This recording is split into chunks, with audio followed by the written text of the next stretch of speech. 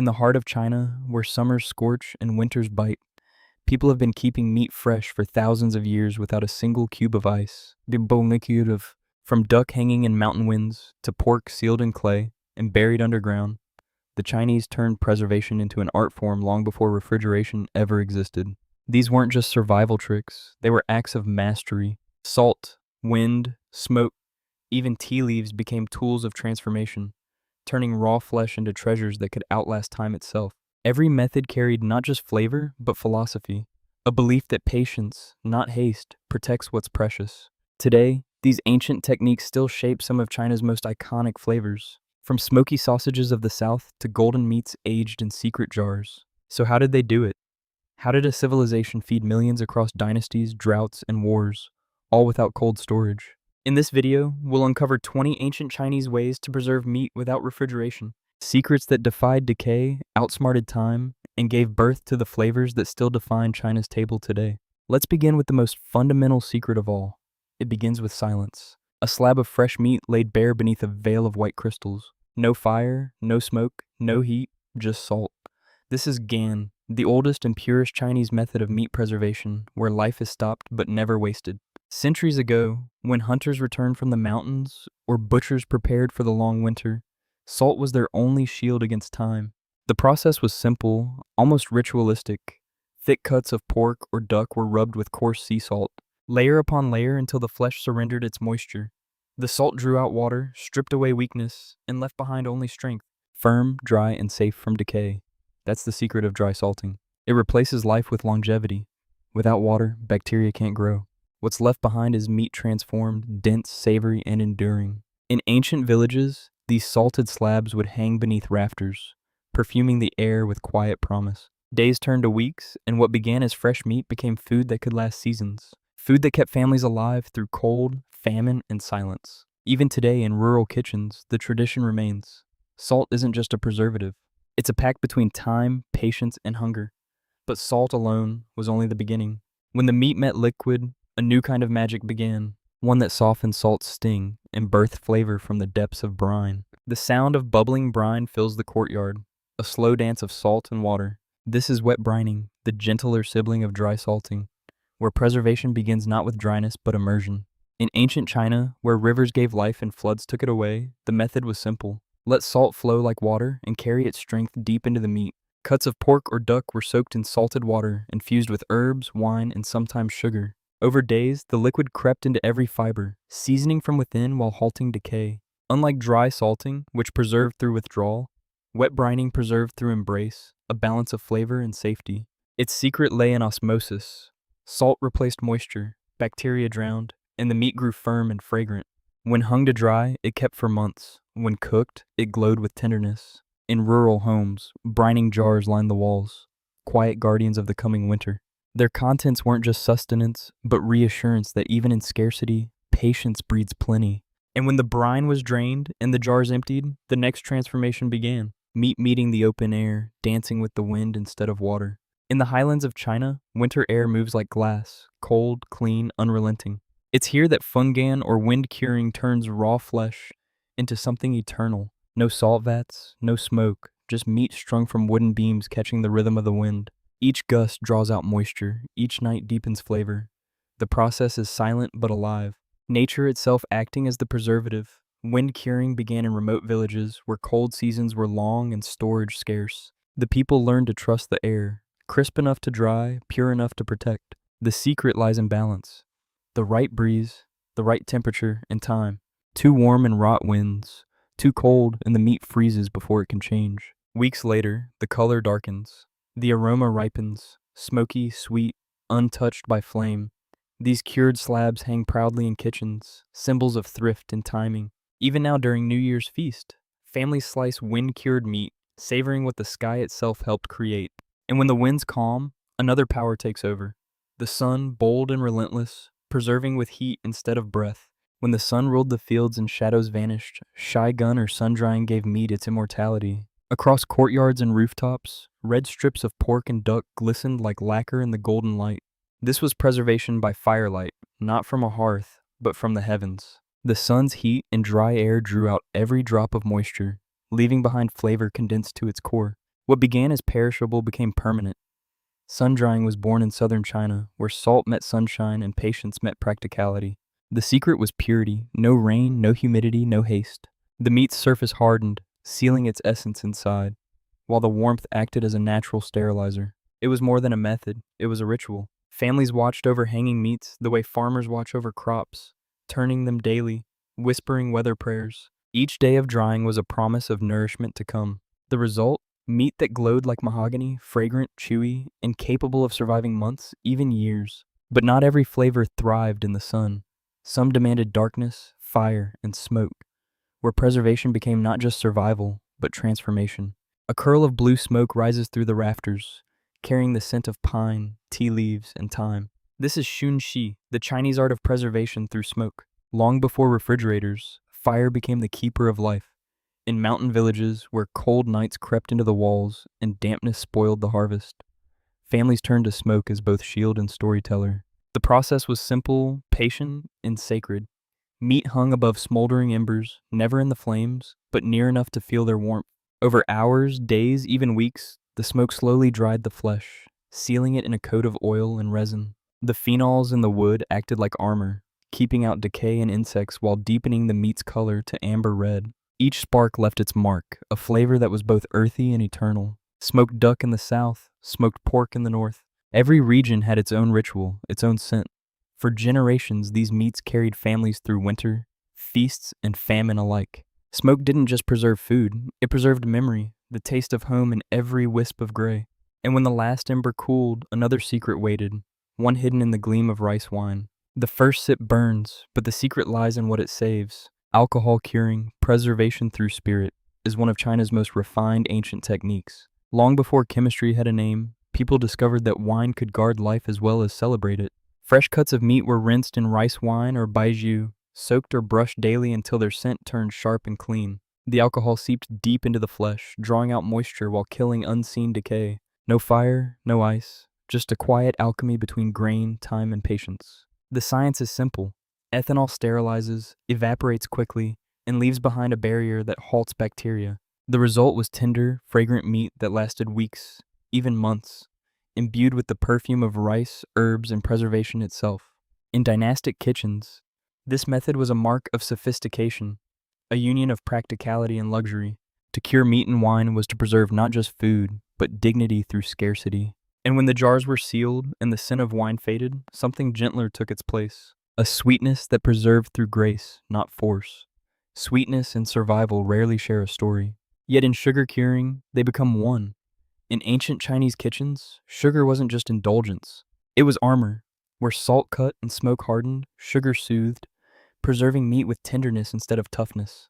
Pork bellies or duck legs were coated in a blend of sugar and salt, sometimes spiced with star anise or ginger. Left to rest in cool air, the mixture drew out moisture, forming a glossy glaze that both seasoned and sealed. The sugar didn't rot or sour. It created an invisible shell, keeping air and bacteria at bay. The secret lies in its chemistry. Sugar binds to water molecules, leaving none for decay. The result?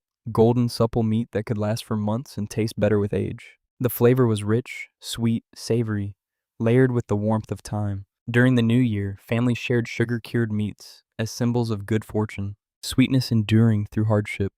To taste it was to remember that gentleness too could preserve strength. And as that sweetness lingered, another protection stirred, thick, golden, and ancient, where time was stopped not by salt or sugar, but by pure rendered fat. Imagine meat suspended in gold, glistening, silent, preserved. This is fat encapsulation, one of China's oldest and most ingenious preservation arts. Long before refrigeration, families discovered that rendered lard could lock out decay better than any cellar. Freshly cooked meat was submerged in molten pork fat, sealed from air, and stored in cool earthen pots. As the fat cooled, it hardened into a pale armor, isolating the food beneath from oxygen and moisture, the two enemies of time. The result? Meat that stayed tender and edible for months, sometimes a year. But the process didn't just protect, it perfected. Over time, the trapped meat absorbed the mellow flavor of aged fat, becoming richer, smoother, and hauntingly aromatic. This was food that improved with patience. In old villages, such jars were opened only during celebrations, a literal unsealing of joy. To eat preserved meat was to taste both past and preservation itself. The art of keeping life beneath lard was a quiet triumph over time. Yet not all aging happened in silence. Some meats were left to breathe, to ferment, and come alive in flavor before they ever met flame. They hang like red lanterns from bamboo poles, long, slender, and glistening in the cold. This is China's fermented sausage, known for centuries as lang, a union of meat, salt, sugar, and patience. Born from the southern provinces where humidity meets ingenuity, these sausages owe their immortality to fermentation. Minced pork is mixed with rice wine, salt, and sugar, then stuffed into casings and left to dry in open air. As days pass, natural microbes awaken, transforming fresh meat into something complex, tangy, and aromatic. The secret lies in controlled decay. Good bacteria outcompete the bad, lowering pH and sealing the sausage in its own protection. Time adds flavor, dryness adds strength. What emerges is meat that can last months, even through a harsh winter. To the Chinese, lang isn't just food, it's heritage. Every bite recalls smoke from the hearth, laughter from the new year, and the defiant sweetness of survival. Not every technique relied on time alone, though. Some began with flame, sealing life in with a burst of heat before surrendering it to the wind. A hiss of oil, a shimmer of heat. The first step in par cooking before drying begins not with preservation, but with fire. In ancient China, where humidity could ruin a harvest overnight, cooks learned that heat could do what salt and smoke could not, kill danger before it began. The technique was practical genius. Strips of meat were briefly boiled, steamed, or seared to destroy surface bacteria and release excess fat. Then, while still warm, they were hung to dry under sun, wind, or smoke. The result was preservation made safer, quicker, and cleaner. Par cooking reduced moisture and created a firm outer layer that locked in the juices. Once dried, the meat remained supple inside, yet hard enough outside to resist spoilage. Soldiers carried it across provinces. Farmers stored it through monsoons. It was efficiency made art and a method that balanced flavor with foresight. Even today, echoes of it remain in dried pork slices, jerky, and duck prepared for travel. Yet, when even heat and wind weren't enough, the Chinese turned to something older, heavier, the earth itself, to guard their food beneath layers of clay. Buried in the ground, silent as a tomb, Nangquang, or clay ceiling storage, was one of China's most enduring secrets of preservation. In times before glass, metal, or cold, the earth itself became the refrigerator. Cooked or salted meat was packed into clay jars, topped with melted fat or brine, then sealed with thick mud. Once hardened, the seal became airtight. No air, no insects, no rot. The jars were buried in cool cellars or courtyards where the earth kept them at a steady temperature year-round. Months later, when the clay was cracked open, the air filled with a faint sweetness, proof that time had passed, but the food had endured untouched. This was a preservation through isolation, survival through stillness. To the Chinese, these buried jars symbolized trust, faith and patience in nature and in craft. They turned to earth into guardian and time into ally. Yet not all secrets slept beneath the soil. Some shimmered above it, sealed not by clay, but by the golden brilliance of oil itself.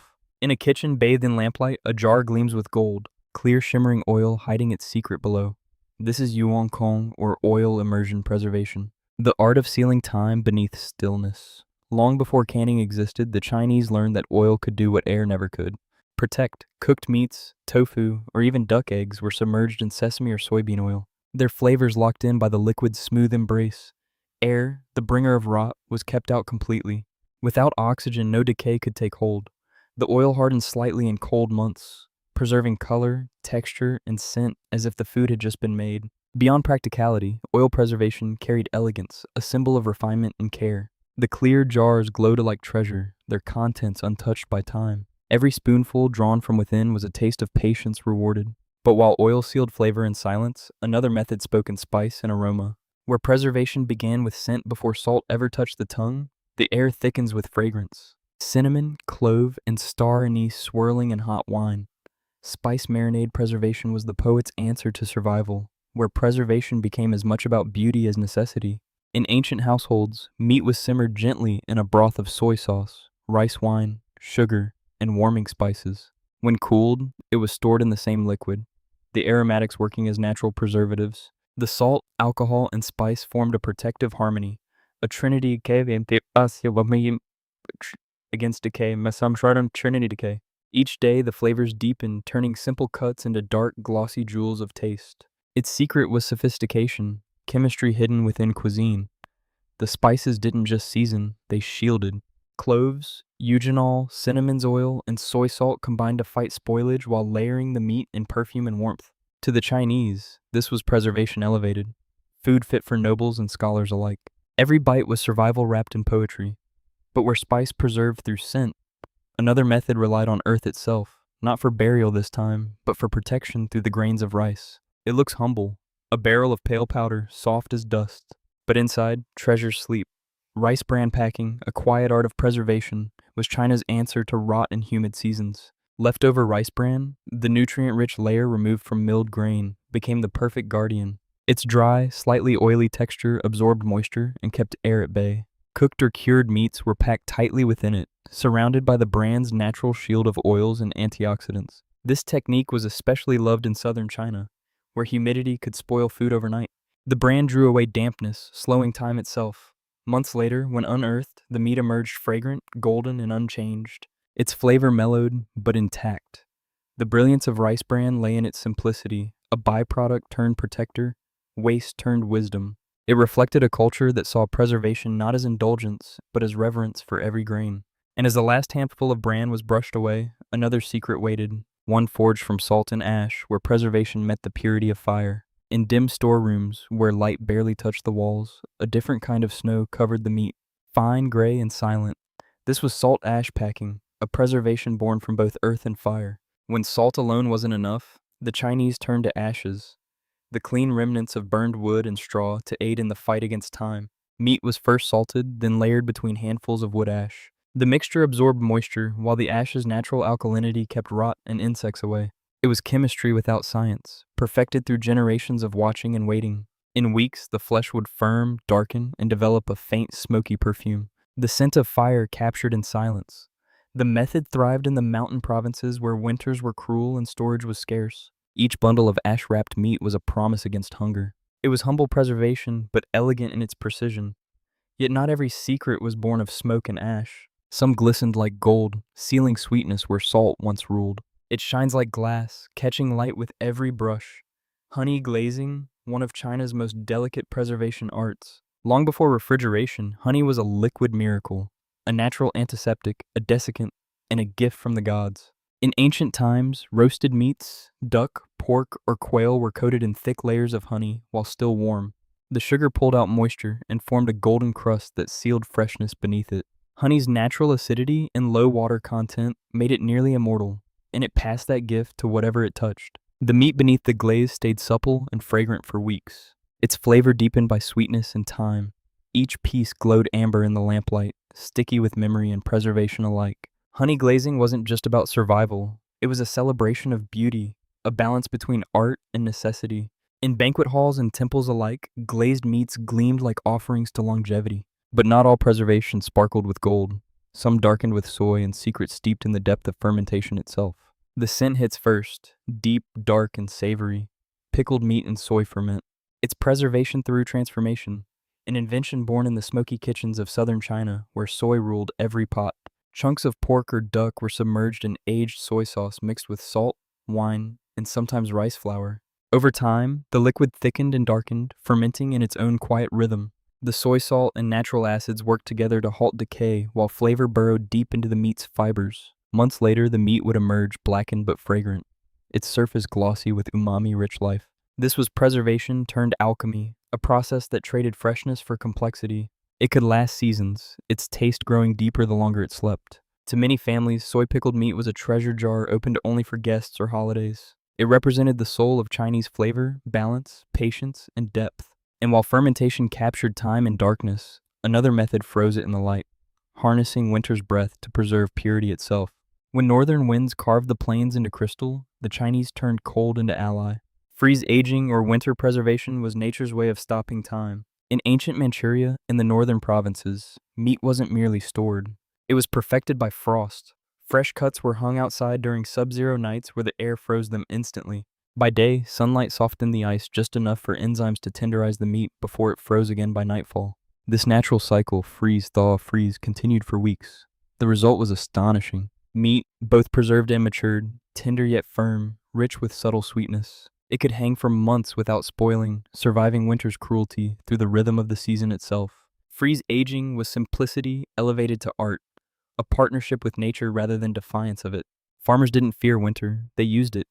The cold became both enemy and friend, sculptor and savior. But when the frost melted and spring returned, another preservation took its place, one of warmth, leaves, and fragrant smoke curling through the air. The room fills with fragrance, not just of meat, but of memory. Tea smoking is preservation turned poetry, where flavor and longevity rise together in smoke. In ancient households, duck or pork was first marinated in salt, soy, and wine, then dried briefly in the air. When ready, it was placed above a smoldering mixture of black tea, rice, sugar, and camphor leaves. The tea didn't just scent the meat, it shielded it. The aromatic smoke acted as a natural preservative, coating every surface in oils that repelled moisture and decay. The result was something almost sacred: golden skin, smoky sweetness, and an aroma that lingered like incense. The meat stayed safe for weeks, even months, its flavor deepening with time. Tea smoking blurred the line between cooking and keeping. It was nourishment, meditation, and mastery in one act. Proof that preservation could be as graceful as art, but not every secret was wrapped in smoke and fragrance. Some were sealed in shells, humble, ancient, and perfect in their own quiet armor. They look simple, smooth, pale, and ordinary, but inside, a miracle hides. Salting eggs, whether duck or chicken, is China's humble triumph of preservation. For centuries, families have coated fresh eggs in a paste of salt, clay, and rice husks, then stored them for weeks. The salt slowly penetrates the shell, firming the whites into jelly and turning the yolk rich, oily, and golden. The result is a flavor unlike anything fresh, savory, creamy, and eternal. The science is elegant. Salt draws out water, halting bacteria while concentrating fats and proteins. The egg doesn't rot, it ripens. Once opened, it glows with the color of sunrise and the scent of the sea. In every corner of China, salted eggs are symbols of patience and resourcefulness. Proof that even the simplest food can hold eternity within. They grace congee, mooncakes, and festival tables alike. And as the last egg is cracked, one truth remains: that for the Chinese, preservation isn't just about saving food. It's about mastering time itself. Each jar, each crystal, each flame was a way to defy decay and turn impermanence into flavor. But what happens when the food itself should never fade? When grains, sauces, and spices last not months but generations? In the next video, we'll open the storerooms of China and uncover 20 foods the Chinese stockpile that never expire. If these ancient secrets of survival have changed the way you look at the food on your table, please subscribe and like the channel. We are unearthing the history they tried to bury. Plant the seeds for the future. The next treasury of knowledge will open soon.